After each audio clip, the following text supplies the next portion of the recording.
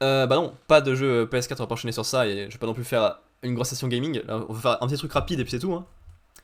Ça fait 3h39 et après il va falloir que je fasse autre chose de ma journée. Le lieutenant Dan, c'est un lieutenant logique qui fait partie d'une famille où tous sont morts sur le combat. Sauf que pendant le Vietnam, Forrest le sauve et du coup il a le seum, mais quand il apprend que Forrest a serré la main du président Reagan, il pète un plomb. D'accord. Donc bien un personnage du film.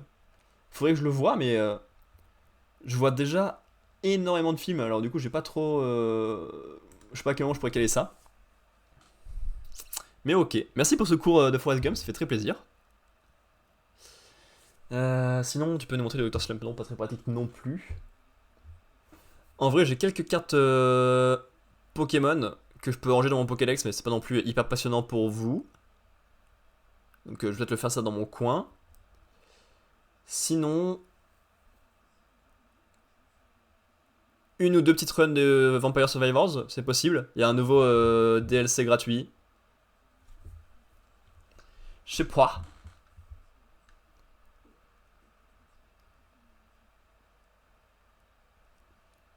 Sinon, j'aurais bien proposé du Professeur Layton, mais c'est-à-dire les chapitres sont super longs. Donc si je commence maintenant, ça peut me donner une fin vers 19h et tout. Un peu relou peut-être. Je vais regarder un truc. Ah oui, attends.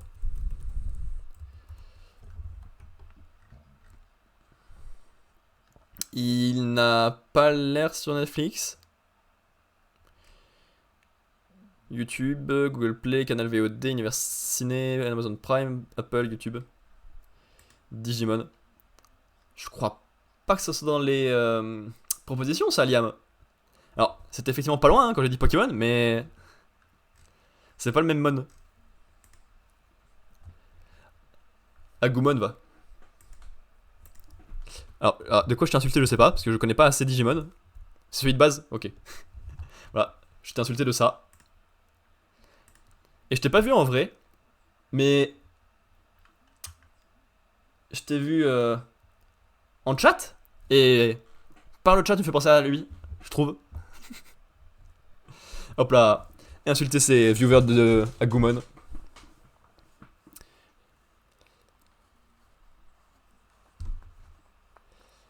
Mes jeux DS d'enfance, DS doivent être joués à tout prix, sinon Dragon Ball pour rendre hommage.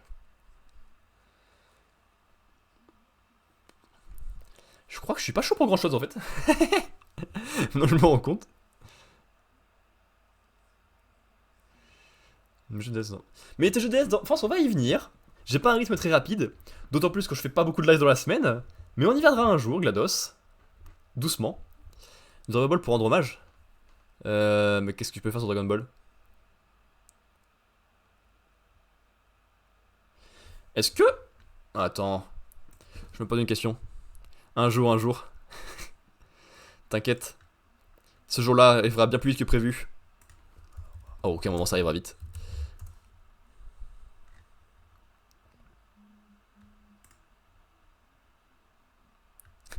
Tu mets l'épisode de Dragon Ball. Ah, ça, niveau ayant droit, je suis pas sûr.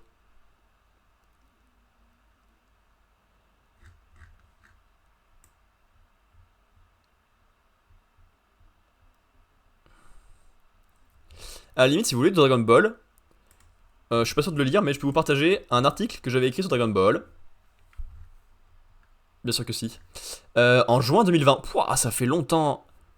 En même temps, ça fait un moment que je suis plus trop à fond sur mon blog, on va pas se le cacher. Et du coup, dans ma manga texte, c'était juste un truc tout simple. Je prenais un manga que j'avais déjà lu, je le relisais en entier et je faisais un gros travail d'analyse globale. Alors celui-là est pas non plus énorme, je l'ai fait des plus gros et tout ça.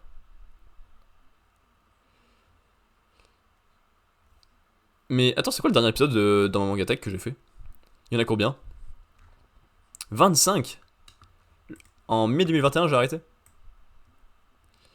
Et avec le classement ici. En 2 étoiles, ce que je conseille le moins, du coup, il y a King's Game et Duped. Au-dessus, à 3 étoiles, donc moyen, il y avait King's Game Extreme, Jackal, School Judgment, King's Game Origin, Judge, Deadman Wonderland, le protectorat de l'ombrelle, Un monde formidable et Frix. À 4 étoiles, donc très bon, on a Death Note Prophecy, Black Torch, Area D, Fairy Tail, Kid Eye Luck, Hide Out et All You Need Is Skill. Et genre, ce que j'ai mis le plus en valeur avec 5 étoiles, on a Assassination Classroom, Naruto, Rudolph Turkey, Dragon Ball, Bakuman, Bestiarius et Solitaire. Ok. J'ai vraiment écrit les heures auxquelles j'ai écrit cet article. Trop bizarre. Les jours, pourquoi pas, mais les heures, c'est bizarre. Ah, en vrai, ça peut être cool de lire un vieil article à moi. Non. Après, dans les différentes cases, c'était pas trié. Après, c'était par ordre dans lesquels je les ai fait. C'était pas trié.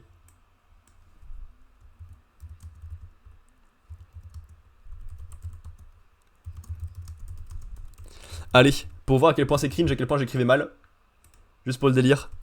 De voir comment j'écrivais il y a bientôt 4 ans. Bonjour à tous et bienvenue sur le blog de Komorebi. Dans cet nouvel article mensuel, le deuxième sur 3. Après avoir étudié en détail les couvertures et avant de revenir sur le mois écoulé, découvrons une œuvre complète de ma collection. Et aujourd'hui, celle-ci nous rapprochera de la fin du mois de juin. Voilà donc que le moment de découvrir une des œuvres terminées présentes dans Mangatech est à nouveau venu. Au programme, précurseur, queue de singe, arts martiaux et dragons magiques. Effectivement, l'œuvre du jour n'est autre que Dragon Ball. D'ailleurs, j'ai beaucoup de mal à avancer dans l'écriture de l'article, donc je remercie grandement Jonorus, Otak des lettres, Amano, Omoishiro Project, iWing et surtout Vagabond. Wouh, ça c'est des vieux noms auxquels je parle plus depuis bien longtemps, hein, on va pas se cacher. Je vous mets donc des liens vers être ceux qui les partagent, c'est parti. Les couvertures de la parfaite édition, le synopsis de l'œuvre. Pour les trucs sur lesquels je tombe sur Google, Dragon Ball Z, X Adidas, ZX 500 Goku, Akira Toriyama, SDJ 8-3 2024. Qu'est-ce que c'est ce truc dont tu me parles? Des chaussures Dragon Ball. Est-ce qu'elles ont été mises en vente à la mort de Toriyama? Super, vive le monde. Oui, bon, après on connaît. Alors, pour ma découverte de la série.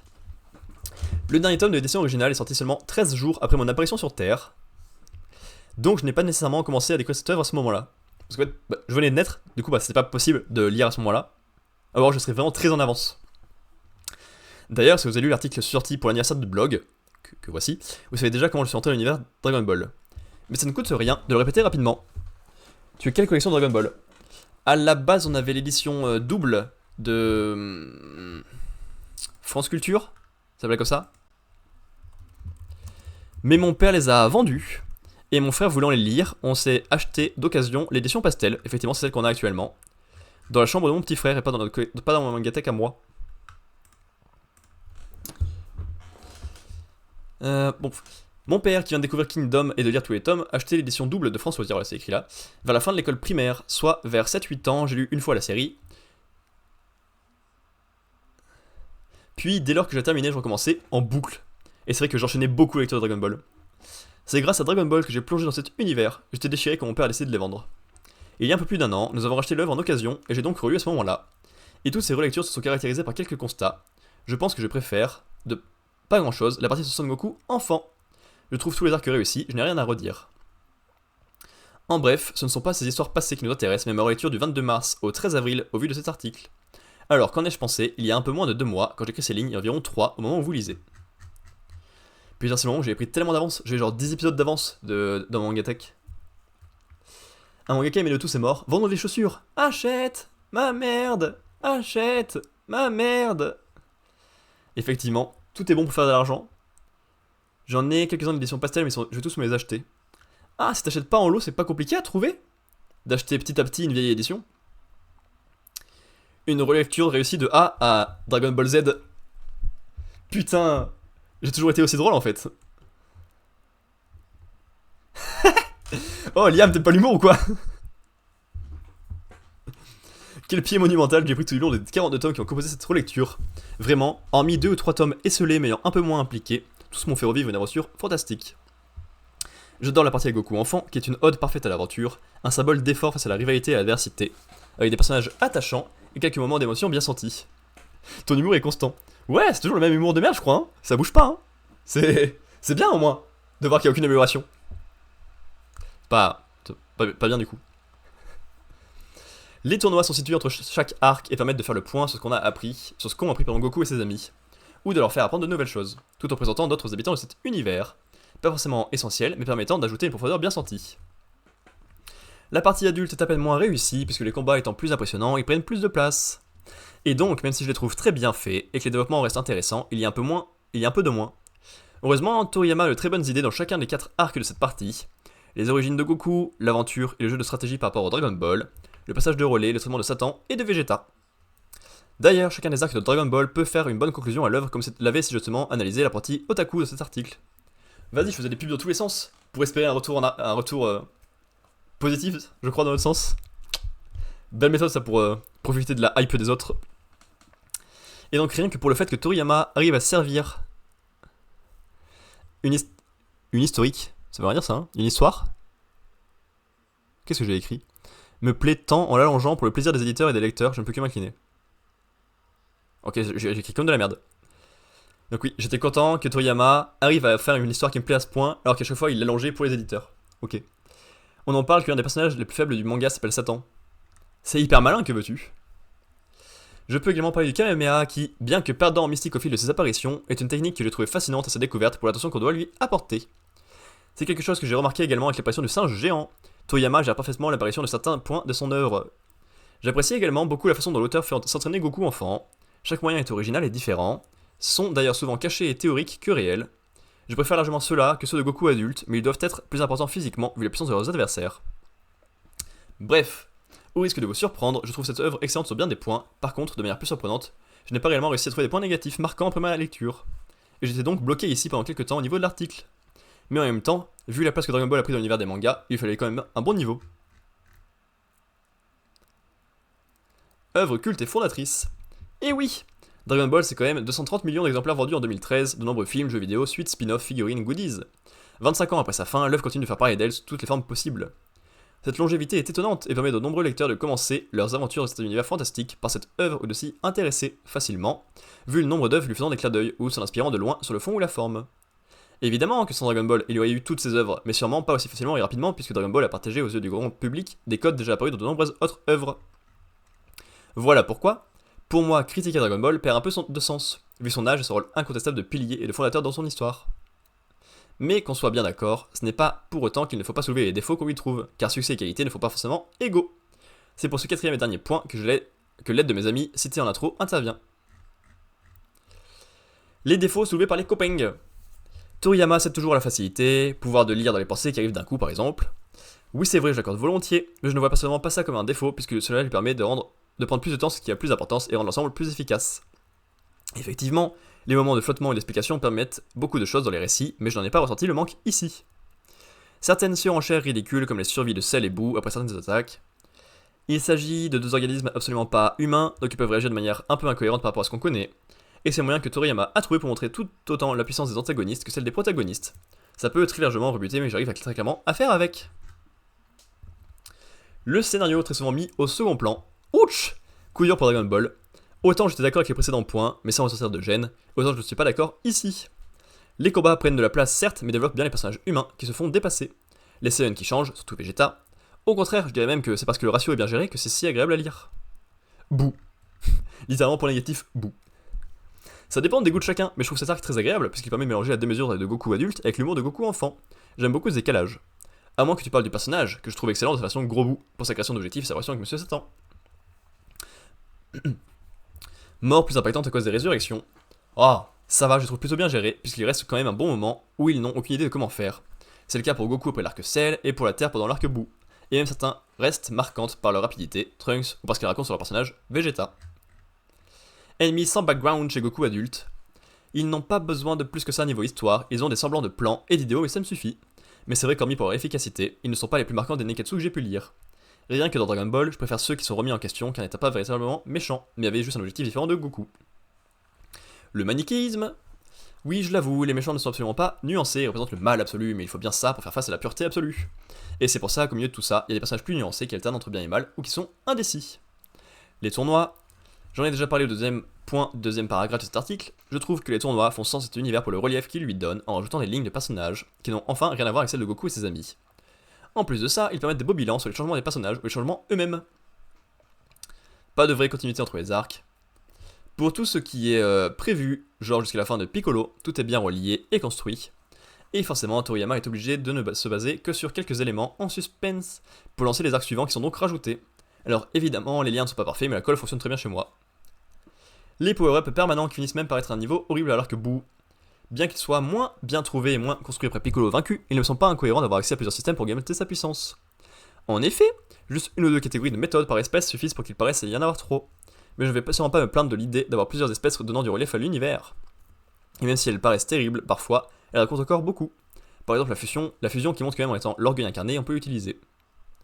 Dragon Ball adulte creux, de jolis combats et plus d'univers ni de développement, un truc pour donner au prochain combat. Et ce avec des antagonistes et une construction d'histoire bien proche. C'est terriblement sévère comme reproche alors qu'il suffit de se dire l'inverse, que les combats mènent au développement suivant. Non, plus sérieusement, l'arc Saiyan colle un peu à cet avis, puisqu'il s'agit du premier adversaire à la force cosmique est présenté, et quand bien même, il reste sur les débuts de la relation entre Gohan et Piccolo, qui est intéressante, les choix de Goku quant à ses origines et la vraie fierté Saiyan. L'arc Freezer présente clairement autre chose, le jeu de cerveau entre Freezer, Vegeta et les Terriens quant à la possession est excellent, livre de bons moments de tension qui tient tout du long, et la mise en danger d'une espèce et d'une planète tout entière. Ensuite vient l'arc Cell qui contient les prémices de la réflexion sur la volonté des robots sans maître, une bonne construction de tension sur le fait d'aspirer la cyborg, Krillin bien mis en avant par rapport à C18, les relations entre Vegeta et son fils, enfin l'arc Boo contient la nouvelle génération et sa construction encore fébrile, les derniers développements de Vegeta, où il doit récupérer une dernière fois ses instincts Saiyan pour les abandonner une bonne fois pour toutes, et surtout la relation entre Satan et Boo. Peut-être que la construction est trop proche, il s'agit d'un manque à gagner, mais l'œuvre fonctionne déjà très bien comme ça. Bref, Dragon Ball est une œuvre importante à mes yeux, comme à ceux de l'industrie des mangas. L'œuvre n'est évidemment pas dénuée de défauts, mais elle y est pour moi un exemple de storytelling et de construction de moments qui restent gravés sous nos paupières. Je pense que je pourrais m'y replonger encore quelques fois sans aucun souci avant de perdre en envie et en plaisir. Je suis vraiment content que la série se soit à nouveau trouvé une place sur mes étagères. Et voilà. Ainsi s'achève mon article sur les aventures de Goku et ses amis, et si à l'aventure il y a des mangas qui me déçoivent, elles les rattraperont courageusement, ça ira, il y aura toujours Dragon Ball. Ça va, c'est pas si cringe que ce que j'avais imaginé. Ça manque un peu de profondeur, un peu d'analyse, un peu de moi, vu que je me base sur des critiques données par les collègues. Mais en vrai, c'est pas dégueu, c'est plutôt bien écrit pour j'avais genre même pas 20 ans. Pas mal. Dragon Ball Super, trop Power Up, Dragon Ball Z, on my beer. Ah, c'est vrai que Dragon Ball Super, ça envoie derrière, hein. On va pas se cacher que c'est pas. C'est un peu moins mais Dragon Ball. Mais heureusement, ils ont l'auteur original avec eux. Hop là, blague morbide. Blague morbide. Bon, allez. Et donc, t'as pas répondu. Je suppose que peut-être la réponse est non, GLaDOS. Mais. T'as passé des bonnes semaines là? T'as regardé les Oscars hier? Ou les résultats au moins? Ou pas du tout? Parce que oui, on est juste sur la fin du live, donc on va juste discuter un petit peu tous les deux si c'est ok.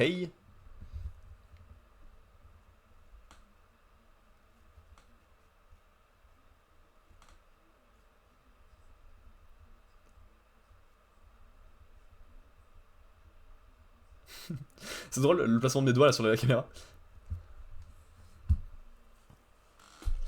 Parce que sinon il nous reste plus grand chose à faire pour le live là. Plus grand chose à faire.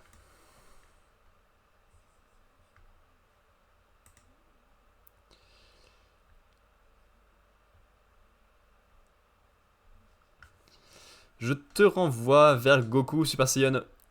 Un gros nombre. C'est n'importe quoi face au Google, tu verras.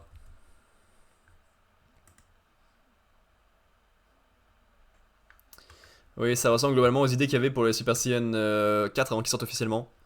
Les Goku avec les cheveux très très longs, très très hirsutes. Il y en avait. Des comme ça.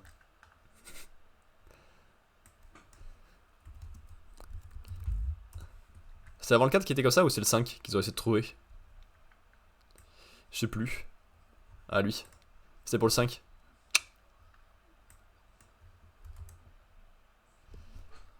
Ouais, c'est pour à partir du 5 que j'essaie de deviner les trucs et de partir un peu en couille. Parce que c'est un peu trop, donc c'est pas, ça marche pas très bien en global, c'est pas très charismatique. Une créature bien charismatique.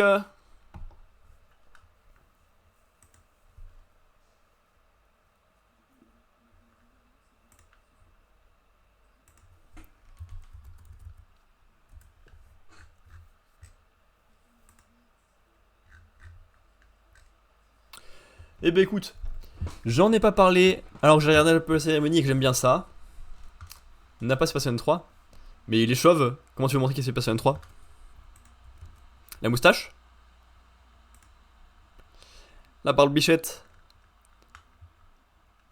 La barbichette? Elle a juste la petite moustache dorée là. C'est ridicule au possible, j'adore. Quel BG. Quel BG.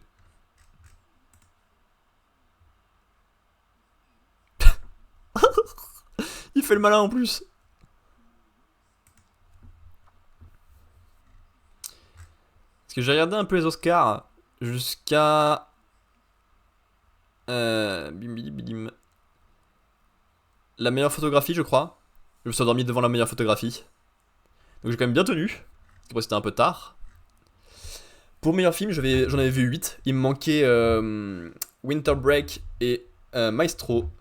C'est Oppenheimer qui l'a eu. J'aurais préféré que ça soit Pauvre créature, mais c'est mon top 3.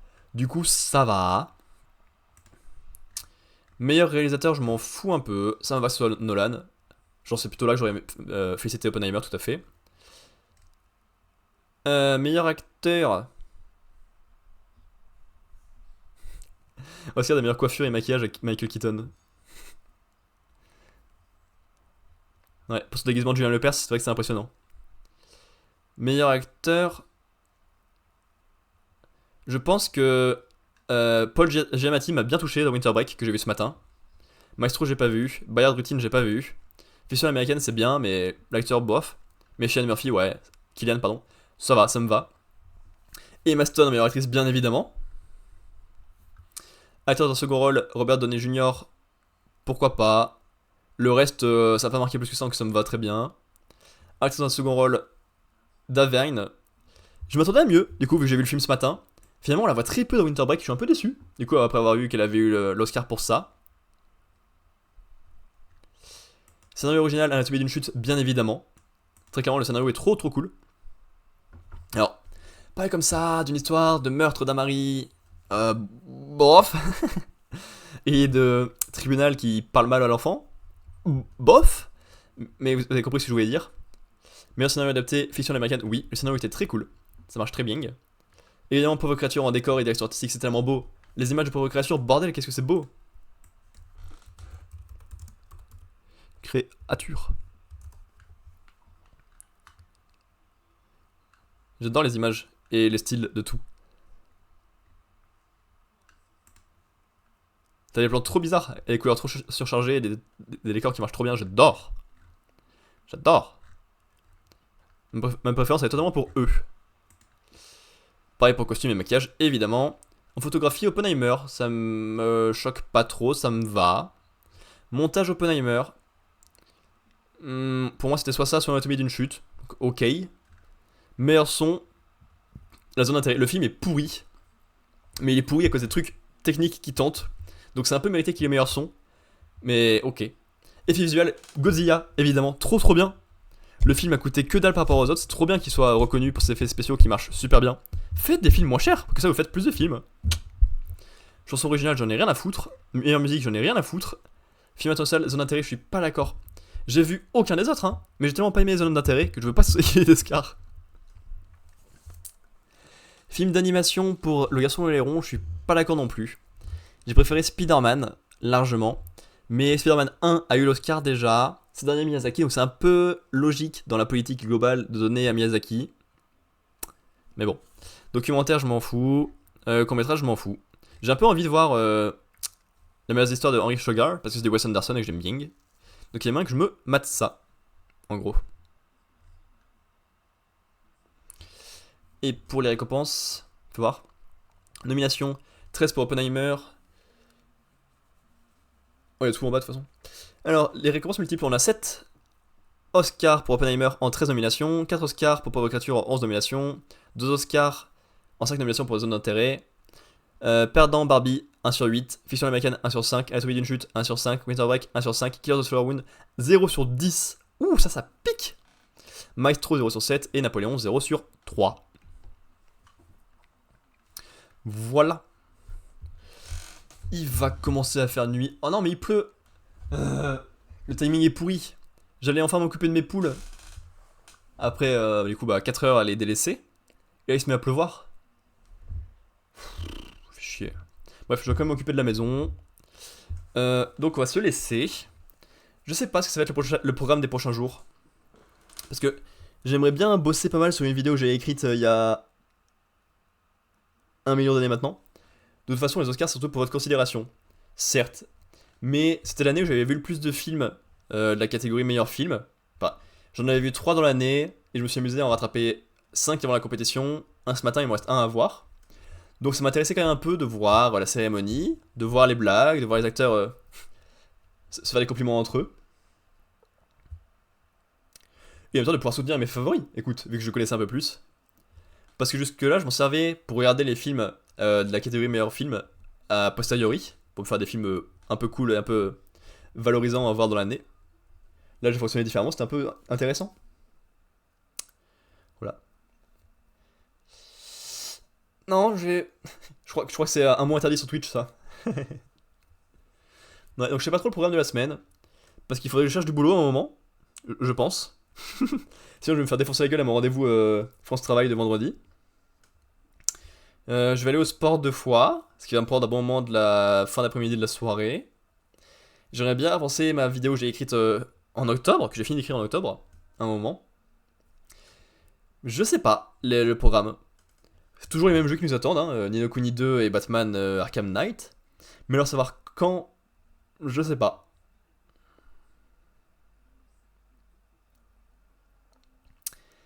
Peut-être demain l'après-midi en fonction du timing.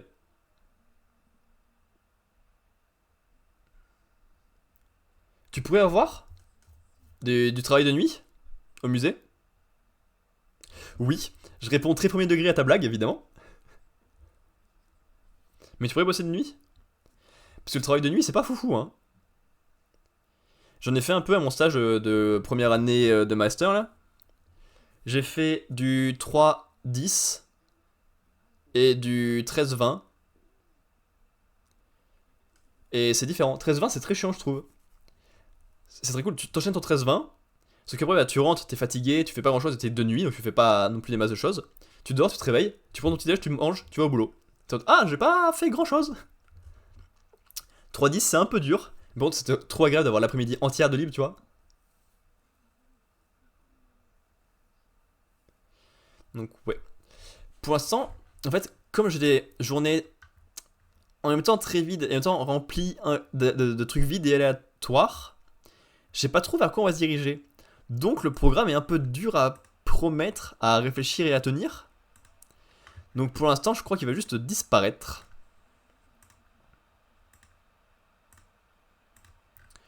On verra bien ce qui arrive quand ça arrive. On verra bien. Bref, le live était très cool. Pas par le contenu. J'ai été mauvais à mettre des fleurs. Il y a une réplique de Mjolnir, du Mjolnir au musée? Ah ouais, un musée avec Mjolnir. Stylé. Si je vis une nuit au musée, il va y avoir de l'orage ou un bras cassé qui a essayé de ramasser le marteau. Ouais, tu vas finir complètement marteau avec ces conneries. Hein. Non, mais je suis fatigué, ça fait 4 heures de live là. Fouh, je suis mort. Sinon, je suis hilarant, tu vois, mais. Dinguerie. Ouais. Bon, je vais voir si j'ai le temps de m'asseoir demain après-midi, entre le repas et le départ pour le sport, de faire un petit live sur Ni no Kuni 2. On verra bien.